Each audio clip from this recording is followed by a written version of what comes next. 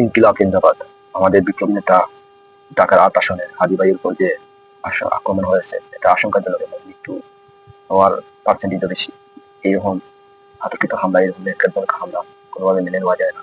এই যারা বিপ্লব করে ২০২৫ সালে বিএনপি মতন দলকে এরা ক্ষমতা দেওয়ার স্বপ্ন দেখিয়েছিল, এরাই আজকে টার্গেট কিলিং এর শিকার হচ্ছে। আমার প্রশ্ন হলো, জুলাই বিপ্লব কেন টার্গেট কিলিং এর শিকার?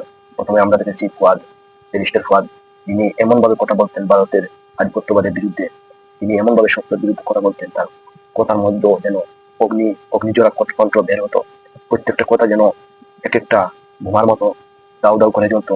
সেই ফুয়াদ, ব্যারিস্টার ফুয়াদ ভাইয়ের উপর আক্রমণ, বিএনপি তার সাংগঠনিক পক্ষ থেকে কোনো জোরালো প্রতিবাদ করেনি, এর পদক্ষেপ নেই, শুধুমাত্র বলেছিল চাঁদাবাজদের বিরুদ্ধে। এরপর আমরা দেখলাম কি, আমাদের টাকার ৮ আসনে বিপ্লবী নেতা হাদী ভাইয়ের উপর আক্রমণ। তাহলে এর পরবর্তী টার্গেটকে আমরা জানি হাসনাত।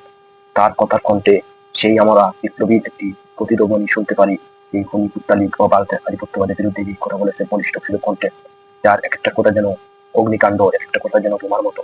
সেই হাসনাতকে টার্গেটের পরবর্তী আমরা যদি এই হাসনাতের উপর কোনো আক্রমণ দেখি, সেটা আমরা আশ্চর্য হব না। কারণ আমরা জানি এই কুত্তালিগ খুনিদিকে তাদের পেয়ে তাদের বিভিন্ন সংগঠনে বিভিন্ন মিডিয়াগুলো স্যার যেভাবে কথা বলে, তাহলে আমরা স্পষ্টত বুঝতে পারছি যে দেশের আইন শৃঙ্খলা বাহিনী কোথায়।